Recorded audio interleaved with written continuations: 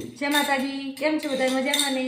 તો આજે હે ને રૂંઢા છે તો ભૂખ લાગી હતી, તો મેં કીધું એટલે કોફી બનાવીએ થોડીક કેફે સ્ટાઇલ કોફી. રીલ જોતા હતા તો આડી આવી બરોબર. તો કેફે સ્ટાઇલ કોફીમાં આપણે આ તો whip કરી લીધું હતું મેં. આમાં કોફી, પાણી અને ખાંડ નાખવાની આપણે જોઈએ એ પ્રમાણે. પાણી નાખ્યું હતું બેટા, કાના કહે કે પાણી નથી. પછી હે ને આવી રીતને બ્લેન્ડ કરી દેવાનું. એને આવી ઝાગ ન બને ને, જે આવી ઝાગ ત્યાં હતી બરોબર. આવી ઝાગ બની ગયું, હે બની ગયું ઝાગ. આમાં કાને મદદ કરવા લાગી અને મેં પણ કરી બરોબર. આમ બ્લેન્ડ કરે અને બને જાય ને બીજું આવું કંઈક થાય.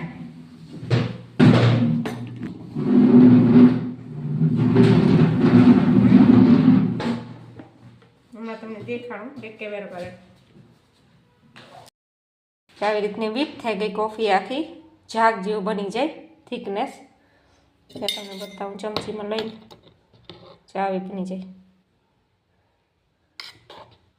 આવી બની જાય ને ત્યાં સુધી આપણે બ્લેન્ડ કરવાનું બરાબર. બીજું કંઈ જ ન હોય. અને દૂધને ગરમ કરી લેવાનું જેટલી આપણે પીવી એટલું પ્રમાણે. પહેલાં ઝાગવાળી કોફી નાખવાની. હવે છે ને આપણે જોતી એટલે ઝાગ નાખી દેવાની ગ્લાસમાં બરાબર. 2-3 ચમચી જેવી આપણે જોતી એ પ્રમાણે. સ્ટ્રોંગ જોઈએ છે, લાઇટ કોફી જોઈએ છે એ પ્રમાણે. ને કેફેમાં જઈએ તો આ જ કોફીને આપણે 100, 150, 130 એવી રીતના લઈ લઈએ. ને આપણે ઘરે બેઠા ખાલી કોફી પેકેટ નેસકોફી છે એમાં નાખેલી એટલી નાખીશ બરાબર. હવે આપણે આમાં નાખવાનું દૂધ ગરમ ગરમ.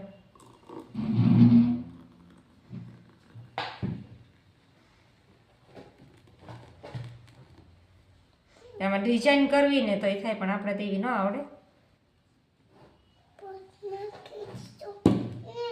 જો આમાં કોલ્ડ કોફી થાય ને હોટ કોફી થાય. કોફી રેડી, હાલો બધા કોફી પીવા.